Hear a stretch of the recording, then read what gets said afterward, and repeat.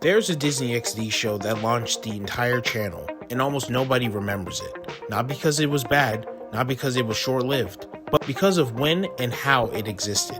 Aaron Stone was one of the very first original series Disney XD ever produced. I was 8 years old when the first episode aired on my birthday, and despite my initial frustration towards losing its predecessor Jetix, Aaron Stone became a huge factor in giving me hope for this new endeavor.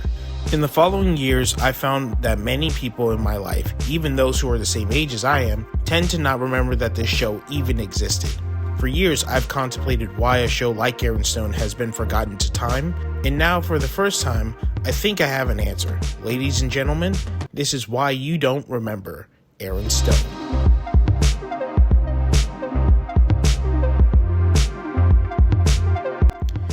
Disney XD was built off the back of the success of the Jetix action series block. Jetix leaned into more niche and action-oriented series as opposed to more comedic and lighthearted series produced by the Disney Channel. In the transition from Jetix/Toon Disney into Disney XD, it made sense to double down on the more action-oriented tone. But where an action series like Power Rangers was well established with a strong fan base, Aaron Stone was a new and original series that was also launching as the first series for a brand new network. When it arrived, they didn't yet realize how being a self-series action series narrowed its niche and made it less appealing to casual viewers.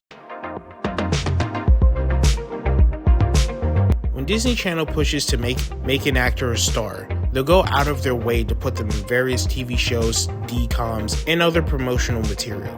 These stars become walking promotions for their series when they appear in other material.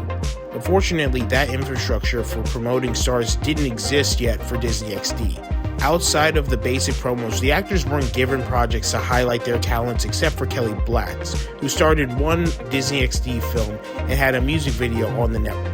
Adam Hicks is a great example of what they could have done for these stars. Hicks was the star of Zeke and Luther, and also starred in one of Disney's most popular DComs while making numerous songs for both Disney XD and Disney Channel.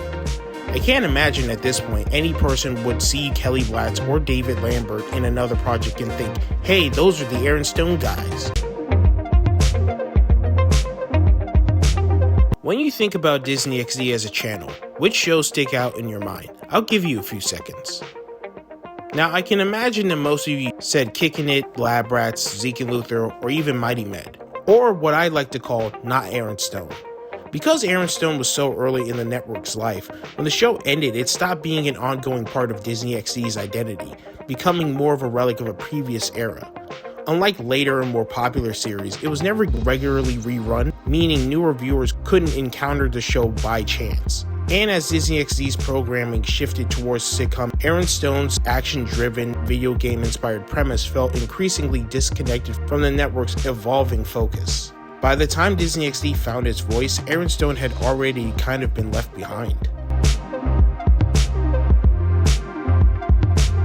We tend to undervalue our ability to go back and watch shows from our youth. Shows like Avatar and Smallville have had massive resurgences after being posted on the streaming services such as Netflix and Hulu. Unfortunately for Aaron Stone, Apple TV/iTunes and YouTube are the only ways to access the series, and both come with significant limitations.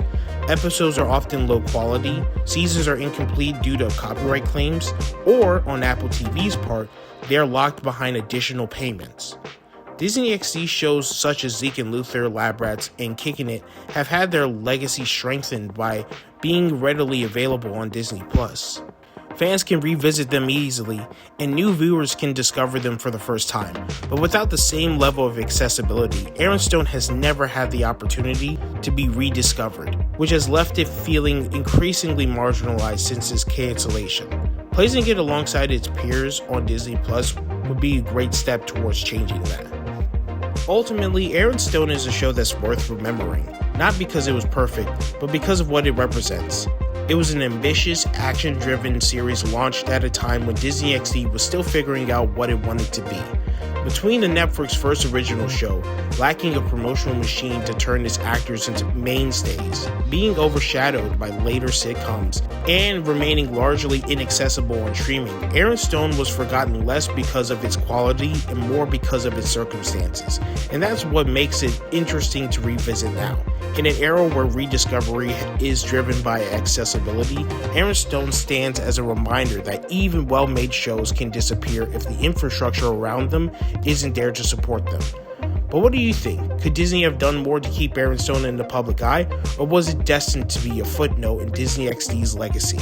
Let me know in the comments, and I'll see you in the next video.